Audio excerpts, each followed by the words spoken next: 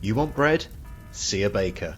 Hello, my name is Will and you're listening to Exploding Helicopters, the only podcast in the world celebrating films where helicopters explode. Rap Fu, Kung Hop, Hip Hop, Chop Socky. While there isn't an official name for this peculiar action movie subgenre, you'll doubtless know the type. Yup, we're talking about movies such as Exit Wounds, Romeo Must Die or Cradle to the Grave, where, for reasons lost in the mists of time and very likely in a blizzard of cocaine, producers were falling over themselves to put rappers into martial arts movies. Sadly, this era, which blossomed briefly in the mid to late 90s, appears to be over, but that doesn't mean we can't wallow in nostalgia by taking a look at one of the curiosities of this most odd action trend. So on this show, we're looking at China Strike Force, a film that saw martial arts luminary Mark Dacascos teamed up with everyone's favourite sticky-up-haired rapper Coolio. To help me review the film, I'm joined by a man who's as happy busting bones as he is busting rhymes. It's Alex Rallo from One Perfect Headshot. Welcome to the show, Alex. Hey, Will, thank you so much for having me. No, it's an absolute pleasure to have you on because you're the man behind one of my favourite Twitter accounts on the internet, One Perfect Headshot. And I guess for anybody who hasn't had the pleasure, do you want to tell people a little about what you do over there on that account? Sure. Well, first of all, thanks for the praise. So it's really nothing much. So about a year and a half ago, I decided to create a Twitter account that, like every day, I would post, do you say GIF or GIF? GIF, I say GIF. A GIF. Yeah. So every day I would post a GIF of a headshot from a movie. So, people's head being blown off or just shot in the head or decapitated. I don't think I've seen someone decapitated by a helicopter blade. Is that a thing? I think I have seen it in some, it might be a zombie movie. I think I have seen it happen. But okay. If I remember it, I will certainly let you know. Thank you. I need to investigate. So yeah, I did that for a whole year. Every day a different headshot posted on the account, and because like really the aim was that I wanted to encourage conversation on Twitter, in film Twitter, about maybe lesser known movies, stuff that's not talked about all the time. And after a year, I realized it was a lot of work. And it yielded little results, so I kind of left the headshots aside and started like another approach. So now I'm posting scenes from movies that I think are interesting to discuss, like, or to put into context. When the movie happened, what did they do differently regarding what had been done before in the genre, these kind of things. I don't know exactly how many movies I watch a year. I don't really keep count, but anytime I see a scene that I think would be good to post online, then I just clip it and post it in the account and hope that people will find it interesting. That's it. Okay, well, I think it's time to get stuck into China Strike Force. So, given the complete unsuitability of the trailer, let's get a flavour of the action by hearing a clip from the film. I tell you, Tony. I always knew I loved China. I eat takeout twice a week, you know what I'm saying? Egg rolls, chow mein, chop suey, bunch of cookies, all that shit. This country's like a big-ass buffet to me. Yes, it's going to be very profitable. We done came a long way from hustling pussy and selling dime bags, you know what I'm saying? This is our time, baby. Hey, Tony, I know you remember this man, right? My friend from the fashion show. You did well. Hey, you said someone good that nobody knew. My main man Lee here, he's my own personal bodyguard back in L.A. I should go. Well, go then, fool. What's keeping you? My bread. Ah, you want bread? Yeah. See a bacon.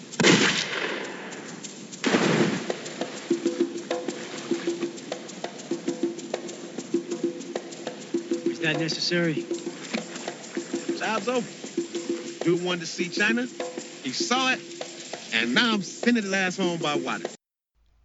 Darren and Alex are both members of an elite police team. While they're attending a fashion show organised by Alex's girlfriend, one of the guests is brutally murdered. When the assassin escapes, after the ensuing shootout and chase, their investigation focuses on a mysterious Japanese woman who was also at the crime scene.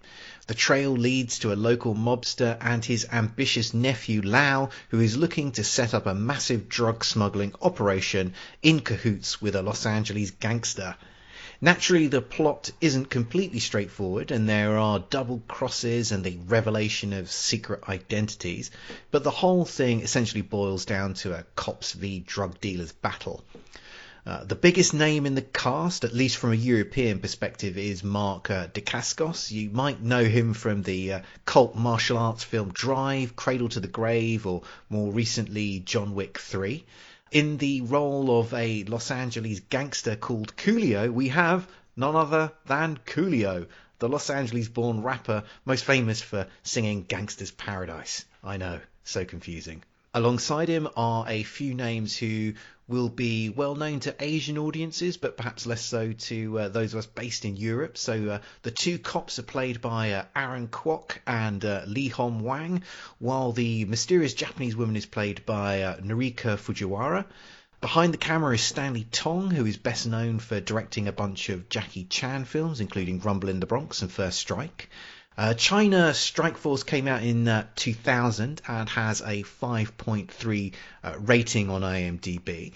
So now that I've laid out all the background, let's find out what my guest thought. So Alex, what did you make of China Strike Force? Well, when you suggested that we had a look at this film, I was very intrigued because it's one of the few Stanley Tong's films that I'd never seen before, actually. And, looking at China Strike Force within Tong's filmography, well, it's certainly not his best.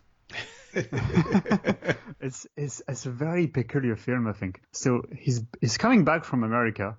Just before that, he made that American film, Mr. Magoo. Like an adaptation of I think it was a cartoon, wasn't it? Yes. Yes. So yeah, he made Mr. Magoo in the US, and that didn't work out at all. Like it was a complete commercial failure and artistic failure. Actually, I watched it recently to prepare for the podcast, and I was baffled at how bad how much it doesn't work. Actually, it's like an attempt at mixing Chinese and American comedy styles, and it just doesn't work at all. So anyway, he comes back from that, so he'd had a string of successes with Jackie Chan movies, and then he makes that American film, which is abysmal, and then he goes back to Asia and chooses to go to Shanghai, where to shoot China Strike Force. But at the same time, he keeps that international vibe that he had in his previous movies. So it's because he has international stars. And I was honestly expecting something that would be on the level of his police story movies, which it isn't. Definitely isn't. It's just strange, like the way it seems that not as much care was put into writing the script as was done on his previous films, because I found it was a very, very oddly balanced script in regards to the screen time of the heroes and the villains. I don't know if you noticed that, but this is at some stage in the film, maybe for 20 minutes, the two cops just disappear. Yes. And it's just Dacascos and Coolio meeting the Japanese woman, and then just doing stuff together, and making racist jokes and being in a jacuzzi and going to see that person and then that other person. It's just very strangely written. And then when the action kicks off, I don't think it's bad. Actually, there's a couple of interesting things. For me, mainly the chase at the beginning. There's a chase between a guy who is on a double-decker bus, chased by the cop who is on a motorcycle. And then there's another chase a bit after that with a Formula One and a Lamborghini. Yeah. And then at the very end, the last action set piece was also interesting to me. other than that, it's pretty run of the mill. I don't know. What do you think?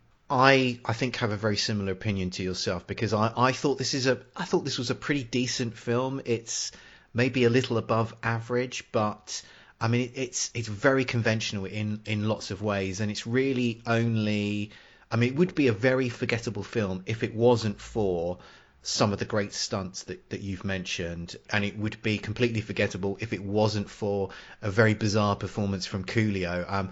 As you say, the rest of the film is very run of the mill, very nondescript, and I agree with you. I think there are some problems with the balance of the film.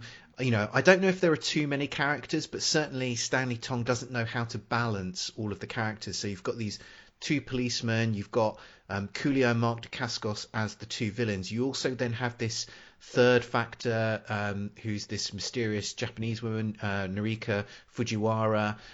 You then also have kind of Mark Dacascos' boss and the boss of the two policemen, and I don't want to go into too many spoilers here, but they all have particular roles to play in this film, and the film it doesn't really know how to, as you, I think it's exactly what you said. The film is just not weighted properly between those particular elements. Maybe there's too many, maybe they could be balanced better, but the mix of them that you get in this, it just doesn't work at all. Information about the production of the film is really scarce online. Actually, information, period, about the film is quite scarce, which is quite surprising given that it's not an old movie.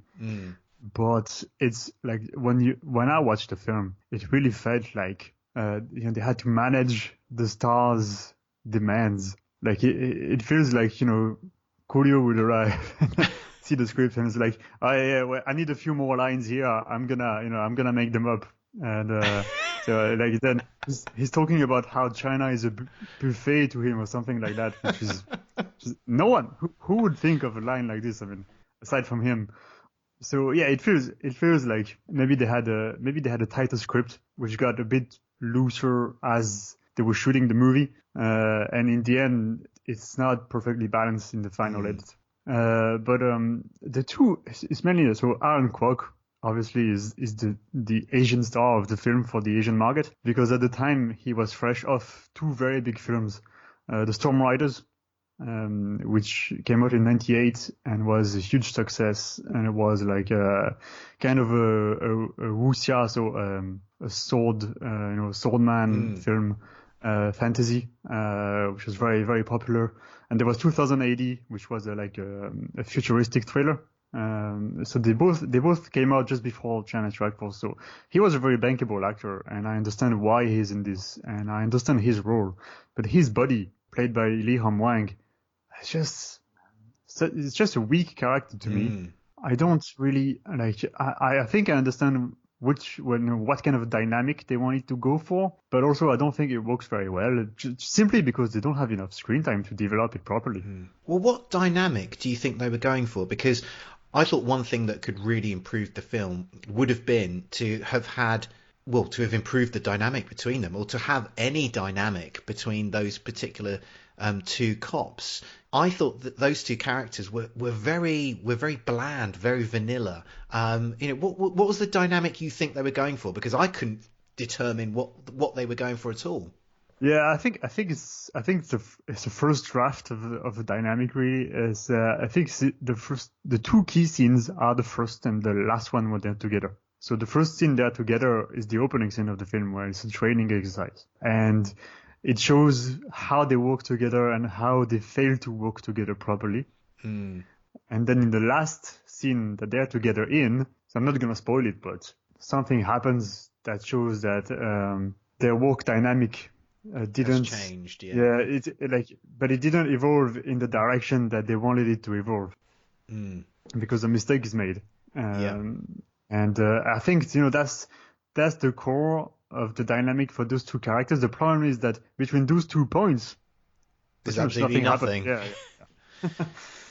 Yeah, that is. I think that's a really good observation as to what kind of goes wrong a bit between those characters. What did you make of Mark Dacascos in this film? I actually loved him in this film.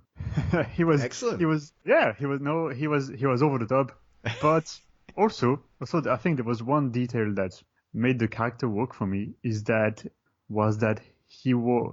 there was someone he had to answer to, so he had a boss like Uncle Ma.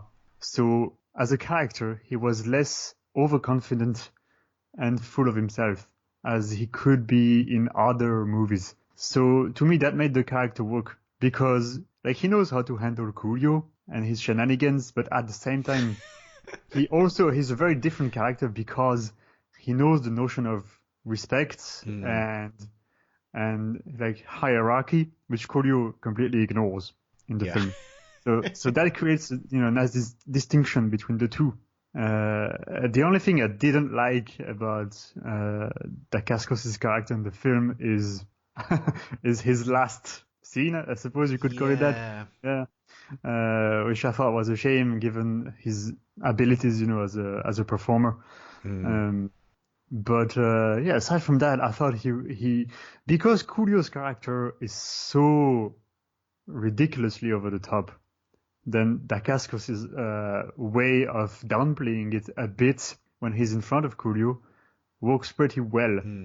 But then in scenes where he's not, bouncing off Coolio's lines, he also can be a bit of a mustache twirling villain, which works perfectly fine in this film. And I think it's important actually because, as you said, the heroes are so bland. You need to add some colors to the characters, and that's where the villains come in. I think he did. Yeah, I think he did pretty good with the material he was given. And in his he was, as usual, very competent in his fight scenes, unlike someone else who we will mention later on. Yeah, I completely agree. I think Dacascos and Coolio really add some color, really add some pep to this film because the two heroic leads are really, very, very. They're just like cinematic porridge. They're just very bland, one-dimensional, and if Coolio and Dacascos aren't, as you say, bouncing off each other, this film could become a real chore to watch. But we've already sort of touched on it a couple of points in this discussion already. I think we should spend a little bit of time specifically talking about Coolio. What did you make of him in this film? I'm gonna lay my cards on the table and just say it is one of the most bizarre turns in a film I've seen certainly for a little while. Yeah, the first thing is he's playing himself. The character in the film is Coolio, and his name is Coolio in the movie, which I did not expect. So I don't know, is he seeing himself in his character? Is it like a biographical take on what could have been if he had turned, to a life of drug selling, crime? I don't know, but and if he knew kung fu, that's a big if. Yeah, it is. No, but I touched on it a bit before, but some of his lines they sounded like they were improvised. Maybe I don't know, or maybe he thought of them before, but insisted on adding them to the script. I really think they're improvised. Some of the stuff is just who comes up with this stuff? I don't know. Are you gonna play a few clips? Maybe I don't know if you're planning on. Yeah, I'll tell you what. I might drop in a clip here. Lambo. A what? A Lamborghini. It's Italian. You know what I'm saying? It's the only talent those greaseballs got, man, making Lambos and spaghetti. Everybody else is opera singers and gangsters. Well, thanks, partner.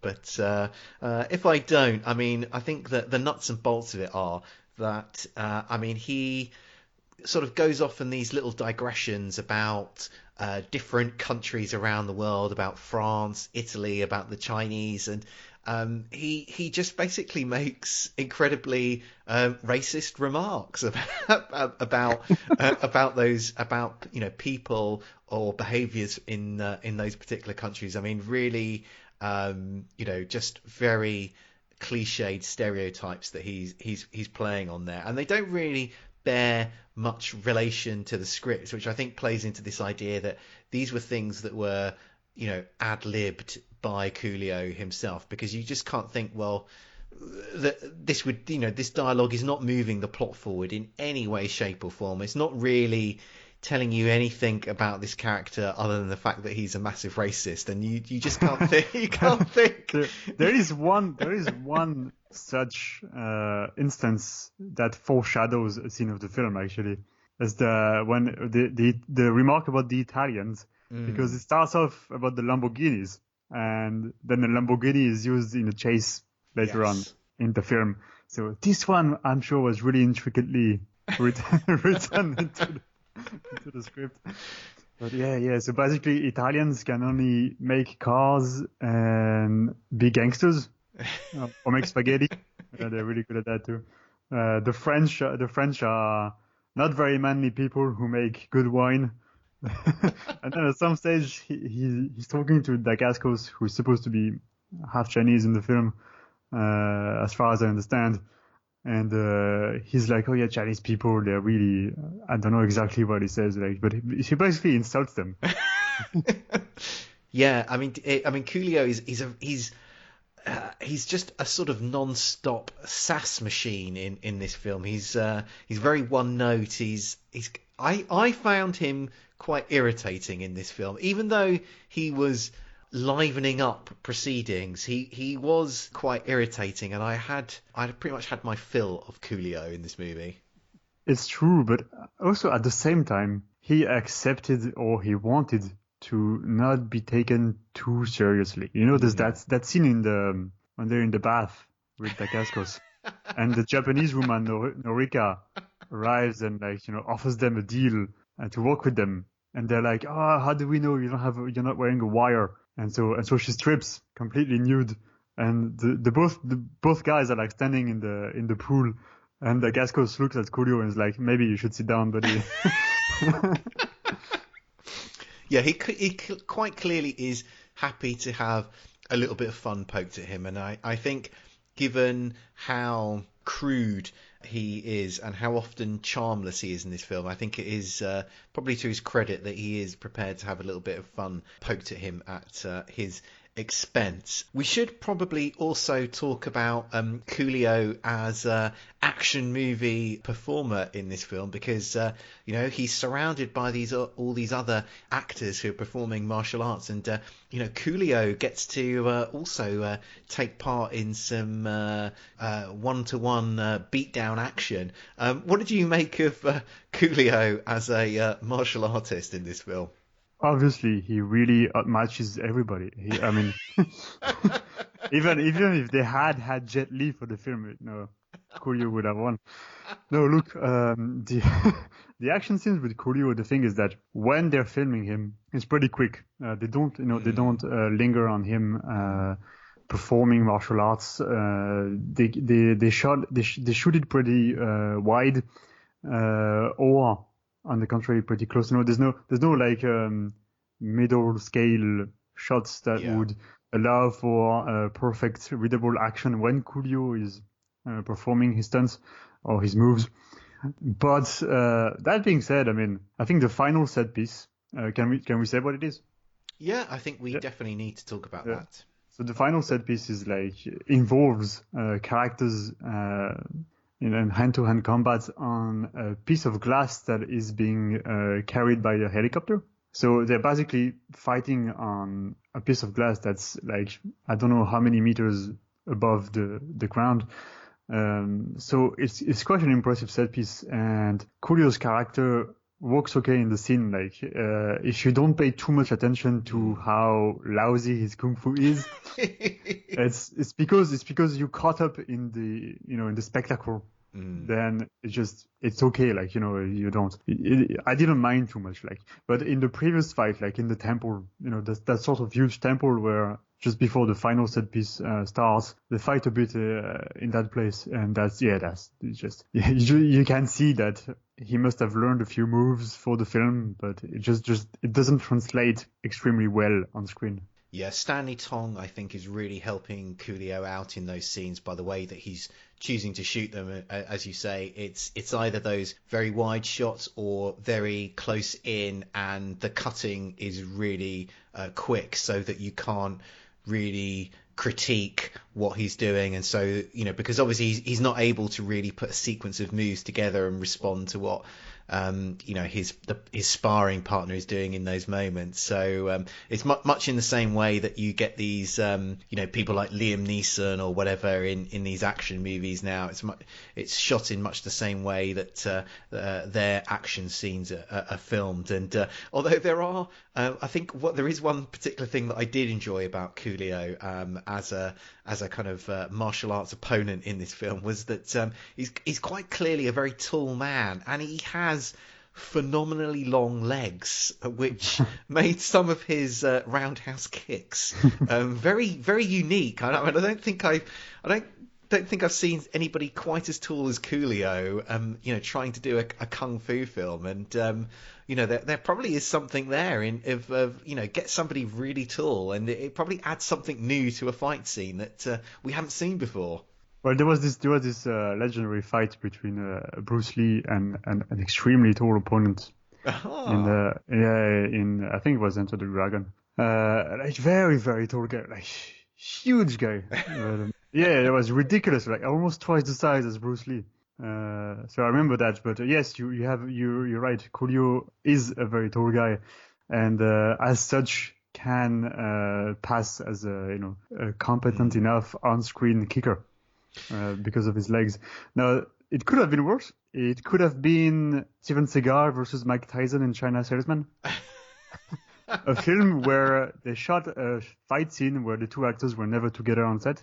Oh my goodness. Oh yeah. So you see Seagal fighting against some stuntman, and then you see Tyson fighting against some stuntman, and they edited it together.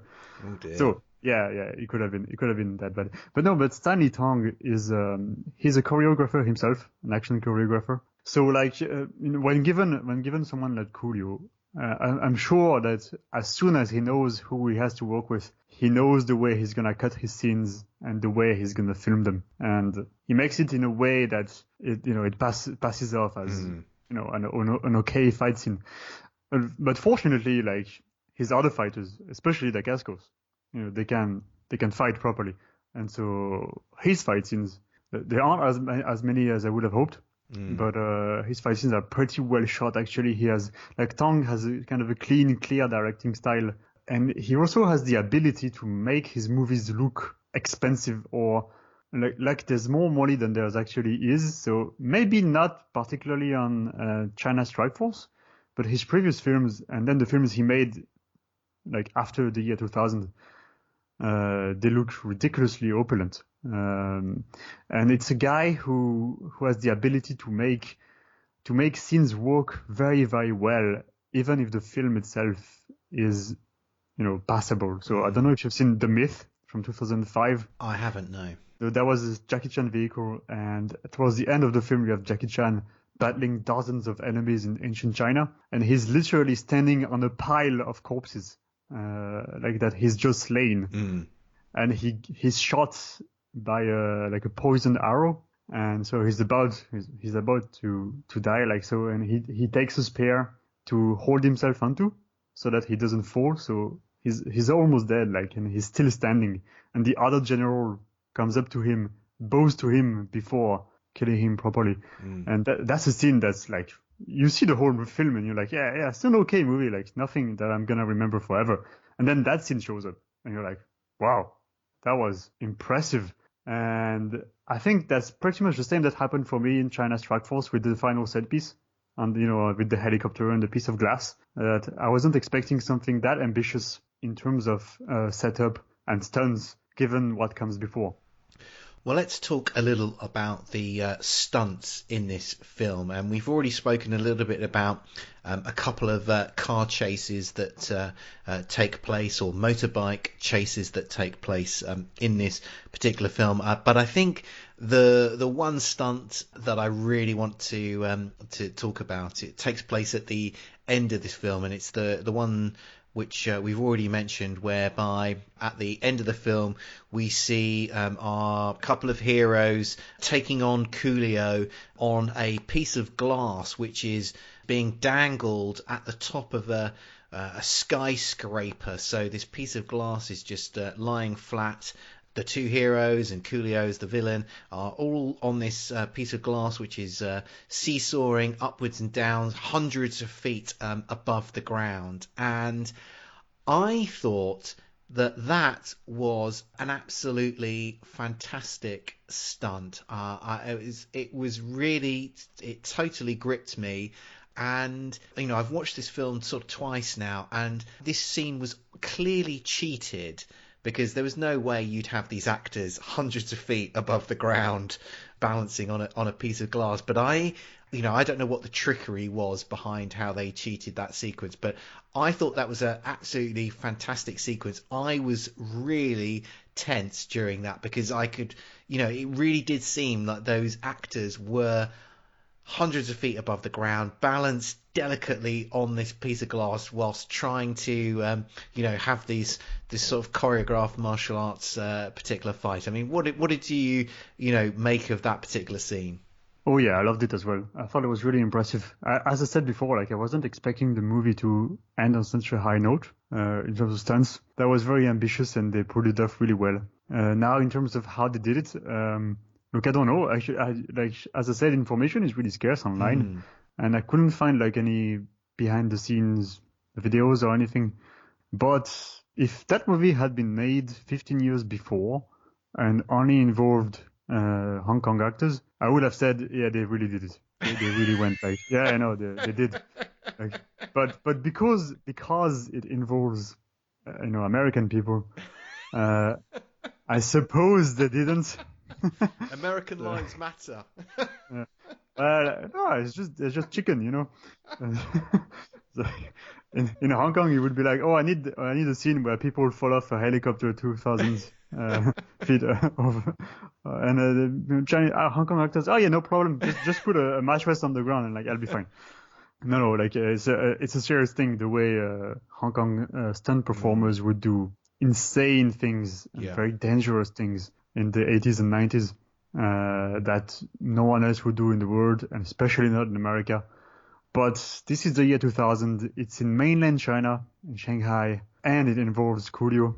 So for any difficult shot where he would have had to have a good balance on the glass or anything like that, I'm going to wager that it was a stuntman, and that they would just add in the close-ups later on, And as for the rest, well, I'm gonna have to go with a blue screen or green screen, I suppose. Or in a studio, they recreated the background, possibly. Okay, we're going to take a short break, and when we come back, we're going to be looking at the exploding helicopter action. On the Simplistic Reviews podcast, we talk movies. We talk TV. We talk. Hello, Julie, what the heck are you doing? Trying to make our spots sound more exciting by adding explosions. Yeah, I'm pretty sure you could have got the point across with sound effects, not the real thing. Car. Download the show on iTunes or at simplisticreviews.blogspot.com. I'm sure your insurance company will cover that. No, they won't. No, they probably won't. We're back, and now we're looking at the exploding helicopter action. This happens as part of the film's finale. Our two villains attempt to escape the clutches of the police in a helicopter. Unfortunately, the getaway is compromised by a Rolls-Royce car belonging to Coolio, which is dangling from a cargo net underneath the helicopter. And it's to this cargo net that our heroes and villains clutch as the chopper takes off. The helicopter flies across the city before it flies, for reasons that aren't entirely clear, into the side of a building. It appears to get stuck there for a few moments before then exploding. Alex, what did you make of the exploding helicopter action? Well, it's a very exhaustive, complete scene, isn't it? I mean, there's a helicopter action scene involving a Rolls Royce, and to get there, one of the characters uses a motorcycle. So it's all kind of it's all kind of vehicles. And when finally you see the chopper getting stuck on the building, so there's two explosions really, isn't there? So like the first small explosion, Coolio jumps off the helicopter and lands on the piece of glass. So basically the first explosion really it drives the action into the final set piece, and then there's like a few minutes later the helicopter really explodes for good. Somehow it hadn't exploded for good yet, and that's like that concludes the final fight. I thought it was good. I thought it was a very earned helicopter explosion, because as soon as you see all of this, getting together, like you see there's the Rolls Royce and then the helicopter arriving. Like, so obviously I watched the film because I was going to be on the Exploding Helicopter podcast. But even if I hadn't been going on the podcast, I would have thought, okay, something's going to happen with the chopper, something has to happen. And they really, they build up to that. And when they do make it explode, I think it really pays off really well. Yeah, I mean, I thought this was a fabulous exploding helicopter, and I think mostly for the fact that it was integrated into such a spectacular stunt sequence that we see taking place on this glass, and the fact that when the helicopter kind of like finally explodes, we see Coolio. We're not no spoilers here. I mean, obviously, Coolio's going to meet a sticky end. He's the villain of the piece. I don't think we're giving any spoilers away. The fact that he meets a sticky end after this fight on the glass here, but there's as a consequence of this helicopter exploding, we see the glass shattering, and we see sort of two of the heroes working together in quite a creative way in order to save themselves. So, I mean, overall, the exploding helicopter is part of this fabulous stunt work, this fabulous action scene. So, I mean, I was thoroughly satisfied by the exploding helicopter action I got to see in China Strike Force. It also works so well because the heroes and Coolio, they have, like, when they fight, they have to make sure that they keep the balance of the glass.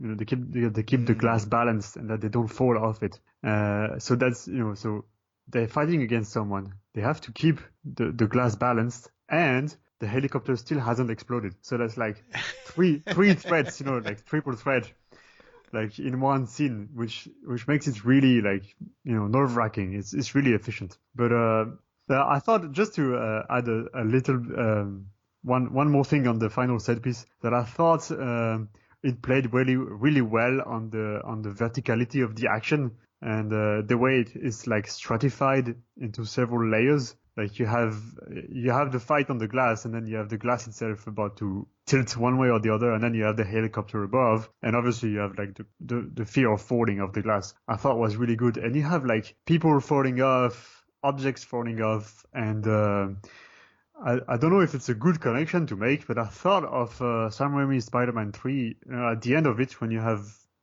Mary Jane is trapped in Venom's web.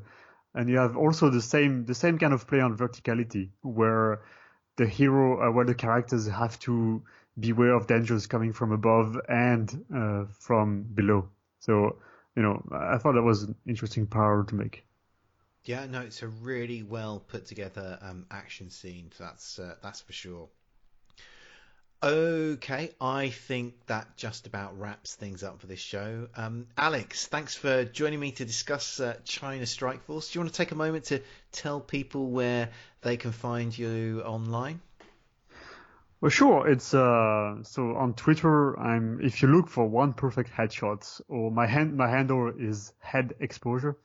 So it comes from the fact that I co-created a website a few years ago called Film Exposure, which is mostly in French, but we also have articles in English. With a few friends who are from Switzerland, and we dive really deep. We try to dive really deep into the films that we talk about. So the name comes from this, and so the handle comes from this, and the long name One Perfect Headshot, as Will said before, comes from a reference to another Twitter account.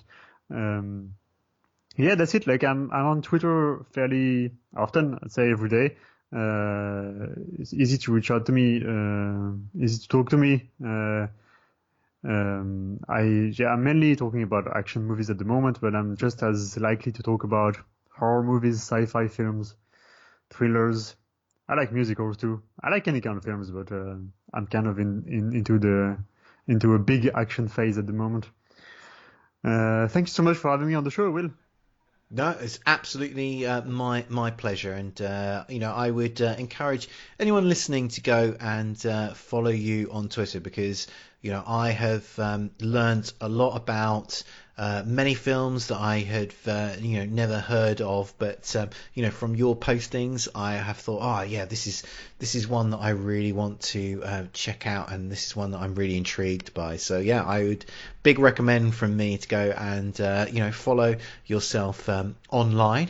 As always, don't forget to check out the Exploding Helicopter website. We've got the surprisingly cryptic web address of explodinghelicopter.com. You can also find us on Facebook, Twitter, Instagram, Letterboxd, Tumblr.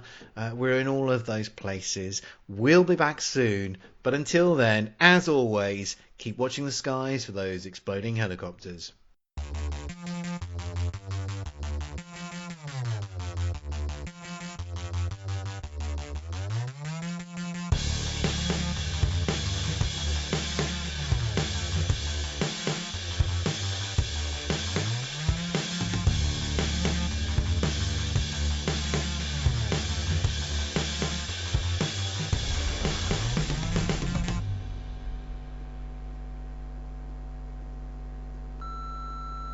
This podcast is a proud member of the Leehom Podcasting Network. Find the network at largeassmovieblogs.com.